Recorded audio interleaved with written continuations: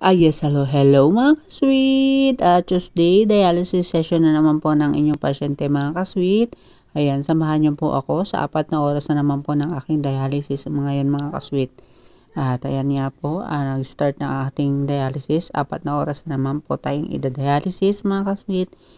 Sana po ay maging okay po ang aking dialysis ngayon mga ka-sweet. Ayan. At ayan nga po mga ka-sweet, kaninang umaga, sobrang aga ko po nagising at pumunta tayo ng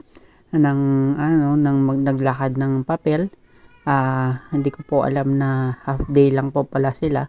Tinanghali na po tayong maglakad kaya yun, inabot tayo ng cut off mga ka-sweet.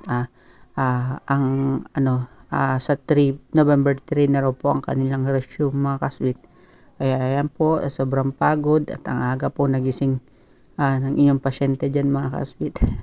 Pero wala pong nakuha sa nilakad niyang papel mga kasweet. Kaya ayan, sa November 3 na lang po, sa Friday na lang po ulit tayo maglalakad.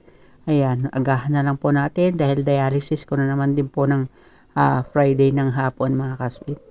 At ayan nga po, ayan, dialysis na po ng 4 na oras.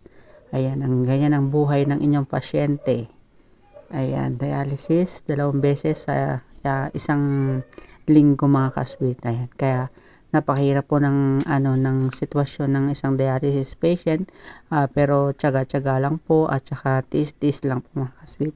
At ayan po, ayan, mga kasama ko mga kasweet, ayan, giniginaw sila. Pero ako init naman. Ayan mga kasweet, iba-iba po din ang pakiramdam ng mga pasyente natin mga kasweet. Ayan po, ayan mga kasweet, pauwi na po ang inyong dialysis patient. Ayan, at gutom na po ako dahil biskwit lang po ang kinain ko habang nakasalang mga kasweet. Kaya po sa ating lahat, mag-iingat po tayo dahil napakahirap po ng sitwasyon ng dialysis patient. Ayan, maraming salamat po sa inyong panonood.